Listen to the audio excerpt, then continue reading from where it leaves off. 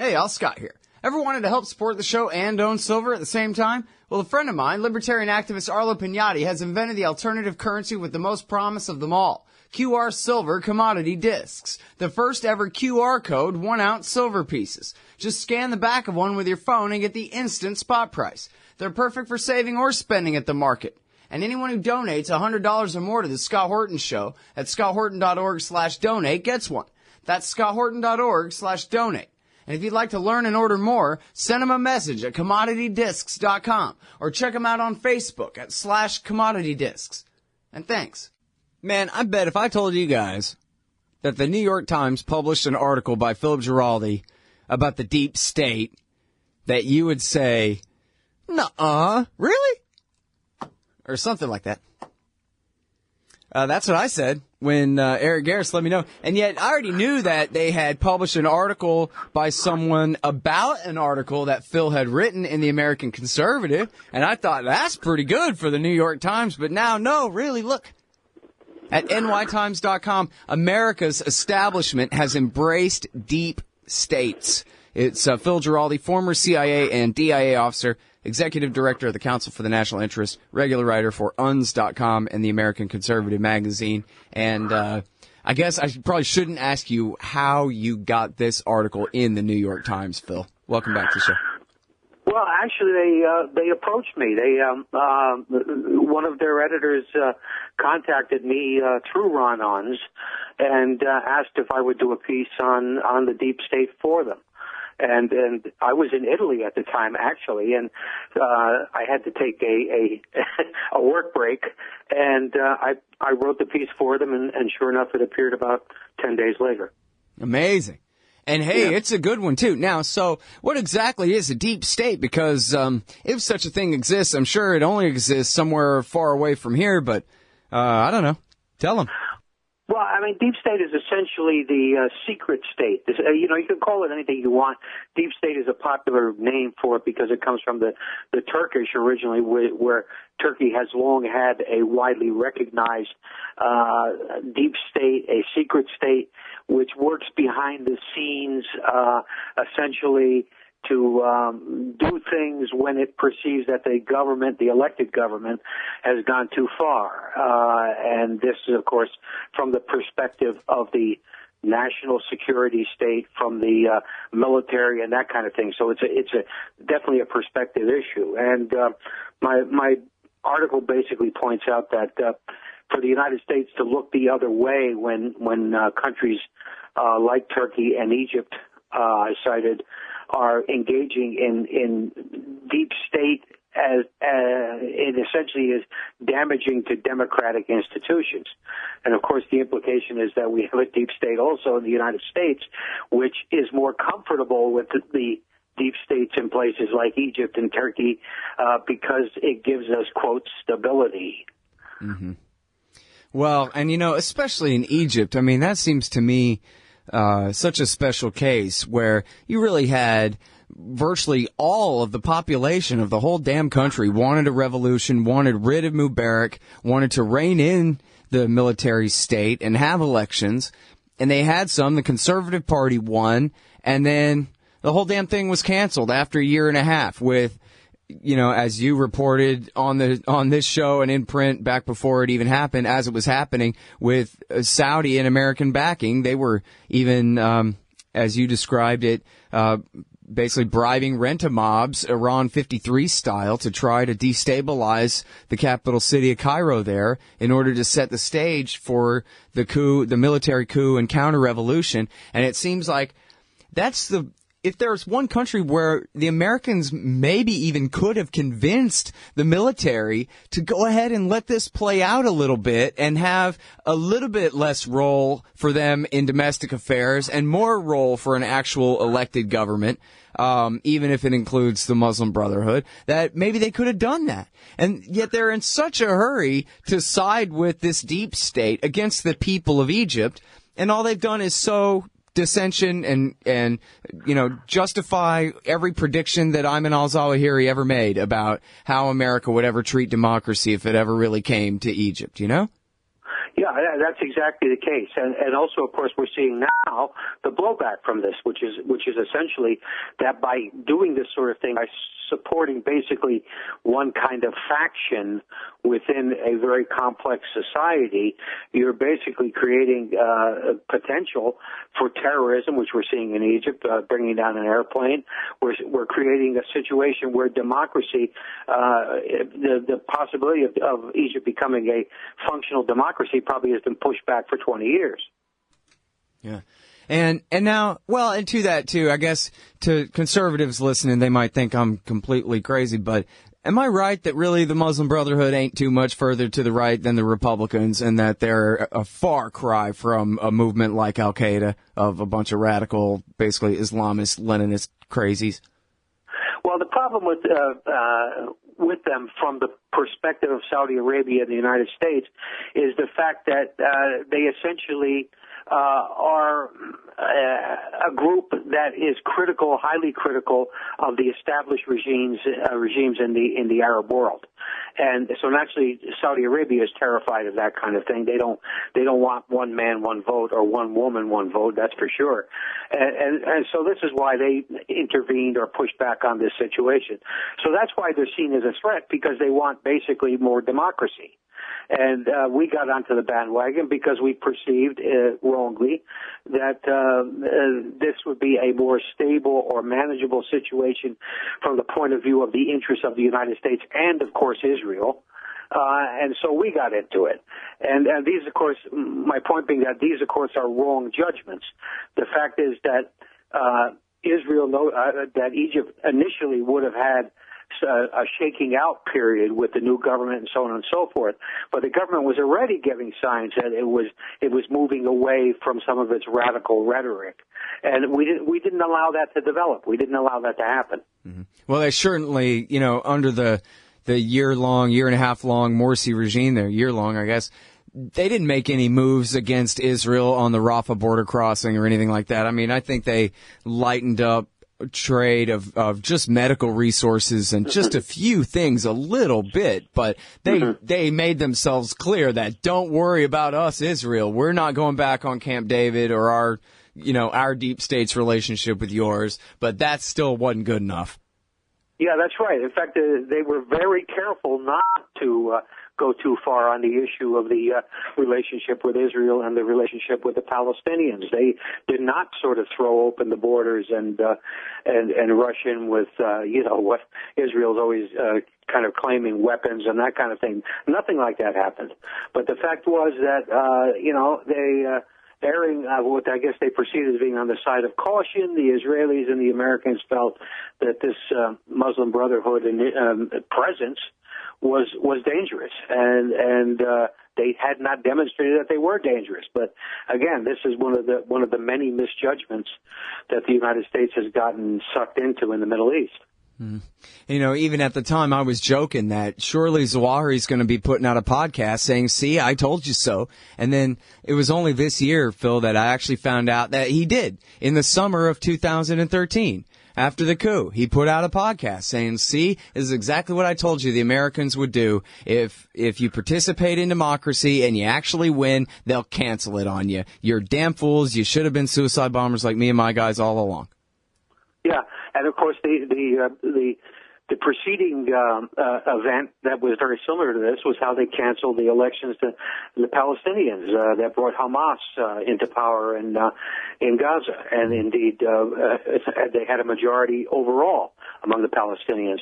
But of course we and the Israelis canceled that election too. So it just shows that essentially there is a great deal of hypocrisy, and I'm being very nice using that word because it goes beyond hypocrisy in terms of how the United States sees its role in the Middle East and elsewhere in the world. And it doesn't take a genius among the people who live in these countries to realize just what we're doing and how stupid and how bad it is. And this is, and when people wonder why our foreign policy is as screwed up as it is, well, the answer is pretty simple, actually. Yeah. All right. Well, It's Phil Giraldi. He's a former CIA officer. Here he is writing in the New York Times, for crying out loud. America's establishment has embraced deep states. And when we get back from this break, we're going to talk about our deep state's embrace of the Turkish deep state and the evolving nature of that relationship, such as it is, and the war in Syria. And then we got to get to this other great article, what Obama should have told Benjamin Netanyahu. This one is at uns.com. We'll be right back after this with Phil Giraldi. Hey, y'all, Scott here for Samurai Tech Academy at MasterSamuraiTech.com. Modern appliance repair requires true technicians who can troubleshoot their high-tech electronics. If you're young and looking to make some real money, or you've been at it a while and just need to keep your skills up to date, Samurai Tech Academy teaches it all. And they'll also show you the business, how to own and run your own. Take a free sample course to see how easily you can learn appliance repair from MasterSamuraiTech.com. Use coupon code Scott Horton for 10% off any course or set of courses at MasterSamuraiTech.com. Hey, y'all, Scott Horton here for WallStreetWindow.com. Mike Swanson knows his stuff. He made a killing running his own hedge fund and always gets out of the stock market before the government-generated bubbles pop, which is, by the way, what he's doing right now, selling all his stocks and betting on gold and commodities. Sign up at WallStreetWindow.com and get real-time updates from Mike on all his market moves. It's hard to know how to protect your savings and earn a good return in an economy like this. Mike Swanson can help. Follow along on paper and see for yourself. WallStreetWindow.com. All right, you guys, welcome back to the show. I'm Scott Horton. I'm talking with Phil Giraldi. America's establishment, our deep state, has embraced deep states. That's Phil Giraldi's article in the New York Times. In the New York Times. And now, so let's talk a little bit about America's relationship with Turkey here, because well, I guess the way I understand it is the American military and intelligence agencies are very tight with Turkey's Kemalist, elitist military and national intelligence services that date back to, the formation of the Turkish state and all that. But I guess I'm not so certain of their relationship with Erdogan, the elected president and the leader of I believe a decisive majority in their parliament now, although they sure do seem to agree with him about backing al-Qaeda in Syria all these years. So I guess I don't know how bad the split really is, Phil, but what do you think? Well, on the side of the Turks, I mean, Erdogan needs to legitimize what he's been doing militarily, which is mostly, and in fact overwhelmingly, attacking the Kurds and not attacking ISIS and not attacking Al-Qaeda. And so he needs to legitimize that by being part of this NATO effort. So that's his motive for being in it. And the United States basically needs Turkey for other reasons, like, for example, to be able to run bombing raids from the Incirlik air base, which is in southern Turkey, and also for reasons of intelligence and stuff like that. The Turks have better sources in terms of what's going on than we do. So there is a certain connection, but at the same time, Erdogan is playing his own game. He's got he has replaced a lot of the generals and senior officers in the military because he wants his own men there, and the military's ability to kind of go against the president and have an independent relationship with the United States has been much eroded. So it's kind of a funny situation.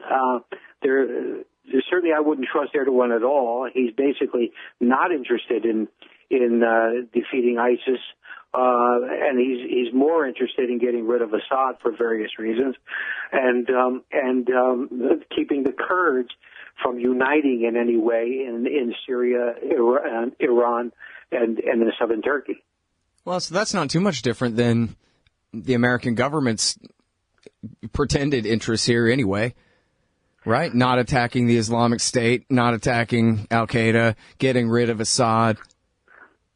Yeah, that's exactly true to a certain extent. They have a community of interest in terms of getting rid of Assad, which I've never quite understood for either one of them.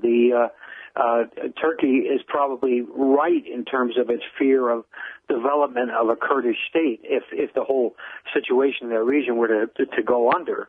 But at the same time, Assad was kind of a guarantor that would not happen.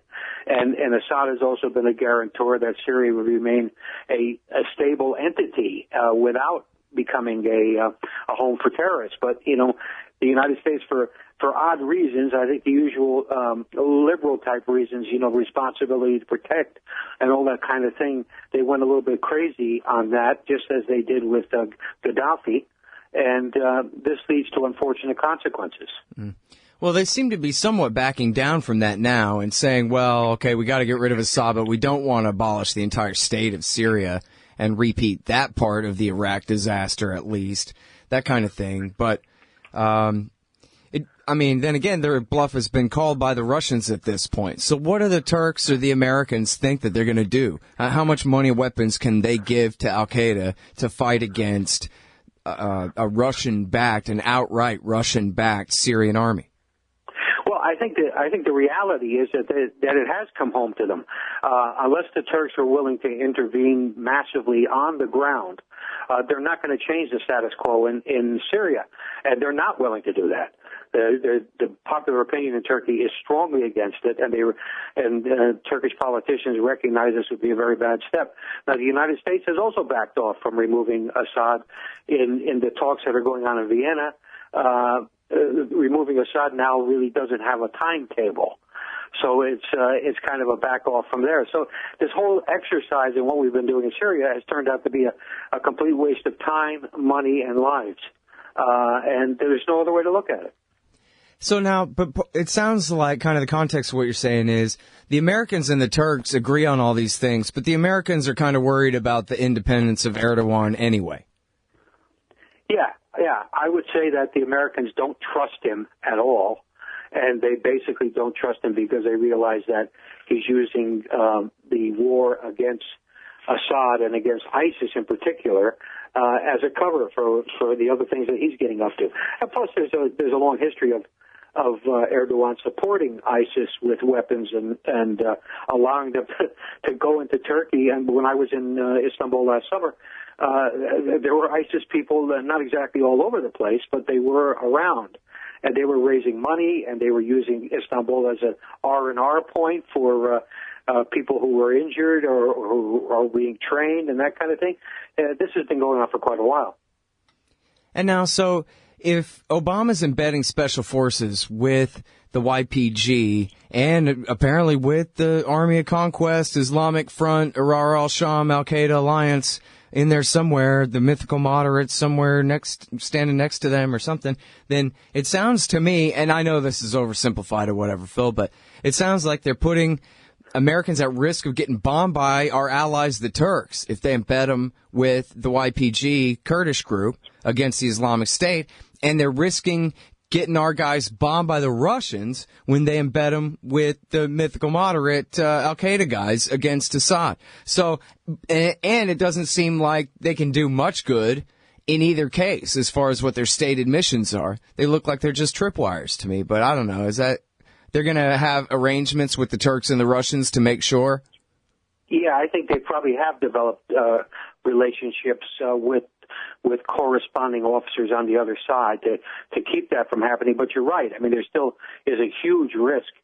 These bombing raids are not that accurate, and there's a huge risk that Americans are going to get killed in this kind of thing. It's the whole thing is kind of crazy. I think that they're envisioning these 60 or how many they're talking today about sending more people as forward spotters to make our bombings more accurate. I think that's part of what the agenda is. But the fact is, this whole exercise is doomed to fail. It's there is no realistic way to think that this makes any sense.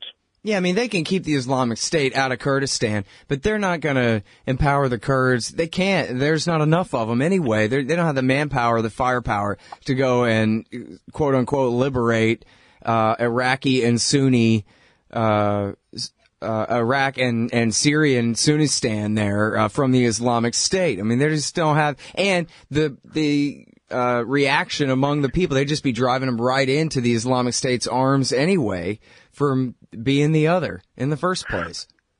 Yeah, our might as well be Americans. Our ability to influence these situations is nil. I mean, look at the situation in Iraq, where how long have they been trying to recapture Ramadi? With U.S. advisors and U.S. support and everything like that. It's just It's just somebody needs a real reality check. Somebody should go into the White House and grab that guy that pretends to be U.S. president and shake him around a little bit and say, this, come on. This makes no sense from a U.S. perspective, and all you're going to do is kill more people. Yep. Yeah, Mitchell Prothero was reporting yesterday in McClatchy newspapers that Marine Force Recon have been there fighting in Fallujah for a while now, and that's why they're doing better than the forces in Ramadi. Yep. So, yep, no surprise there. Okay, now, man, we're almost out of time, but I like your daydream here about being the president and telling Netanyahu off. It's at uns.com. What Obama should have told Bibi. Go ahead. Well, basically, he should have told Bibi to take a hike. I mean, this whole visit by Bibi was completely unacceptable. This guy has interfered in our politics. He's abused the president personally. He's made fun of our senior government officials. He basically has exploited a fifth column in the United States to attack our institutions.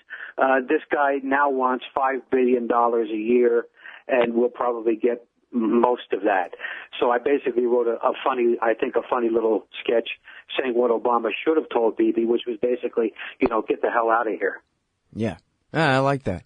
Now, $5 billion. And, this is the thing of it, too. They announced, I guess he gets on the plane takes off, and then they put out that they're going to legalize 20,000 new settlements on the West Bank, Phil. Yeah, that's Just right. to smack Obama in the face as he's bowing down. Yeah, and Obama, has nothing to say to this. I mean, there's nothing he knows that he basically has to put up with it. And I was most offended by Obama blaming the current violence in Palestine and Israel on the Palestinians. I mean, it's like, okay, this is a kind of a complex situation going on, but blaming it on the Palestinians is just such bullshit. It is. And yet our president, who should know better and does know better, comes out with it. Yeah, I saw a thing the other day. Somebody sent me a Twitter argument he was in. Well, hey, maybe they wouldn't be occupied if they would stop stabbing the Israelis. Getting cause and effect all backwards. And by the way, I screwed up. My correction here. It's 2,200 new settlement units that they announced. I think I said 20,000. It was 2,000, but still. Yeah, 2,200. The effect of the smack in the president's face, and for that matter, the absurd Americans who support Israel anyway, in Netanyahu's words. There, it's still more or less the same velocity, I think. Yeah, in my piece, I also cite Ron Lauder, who's head of the World Jewish Congress, who wrote an open letter to the president before the meeting with Netanyahu, saying, describing Netanyahu as a great statesman and someone who is intelligent and far-looking and everything like that. And of course, my rejoinder to it was, he's also clinically insane. Yeah, which. That was what Yuri Avery was saying, and I think Yuri Avery in his piece a couple of articles ago was saying that, really, I mean, there are educated people who think he's got a real screw loose, and not just because they're offended about what he said, but his thought patterns as revealed by the things he said, Right, exactly, yeah. He's certainly a crank, Phil. I'll settle for that. Yeah, well, he's our crank, unfortunately. Yeah, we're his anyway. All right, well, listen, thanks very much for coming back on the show. Appreciate it as always. Okay, Scott. Bye-bye. All right, y'all, that's Phil Giraldi. He's at uns.com, uns.com. That's what Obama should have told Bibi. And then his other one is in the New York Times. We ran on antiwar.com the other day. America's establishment has embraced deep states. Right back after this. You hate government, one of them libertarian types, or maybe you just can't stand the president, gun grabbers, or warmongers. Me too. That's why I invented LibertyStickers.com. Well, Rick owns it now, and I didn't make up all of them, but still, if you're driving around and want to tell everyone else how wrong their politics are, there's only one place to go. LibertyStickers.com has got your bumper covered. Left, right, libertarian, empire, police, state, founders quotes, central banking. Yes, bumper stickers about central banking. Lots of them. And, well, everything that matters. LibertyStickers.com. Everyone else's stickers suck. Hey, y'all, guess what? You can now order transcripts of any interview I've done for the incredibly reasonable price of $2.50 each. Listen, finding a good transcriptionist is near impossible, but I've got one now. Just go to scotthorton.org/transcripts, enter the name and date of the interview you want written up, click the PayPal button, and I'll have it in your email in 72 hours max. You don't need a PayPal account to do this. Man, I'm really going to have to learn how to talk more good. That's scotthorton.org/transcripts. This part of the Scott Horton Show is sponsored by Audible.com. And right now, if you go to audibletrial.com/Scott Horton Show, you can get your first audiobook for free. Of course, I'm recommending Michael Swanson's book, The War State, The Cold War Origins of the Military-Industrial Complex and the Power Elite. Maybe you've already bought The War State in paperback, but you just can't find the time to read it. Well, now you can listen while you're out marching around. Get the free audiobook of The War State by Michael Swanson, produced by Listen and Think Audio at audibletrial.com/Scott Horton Show.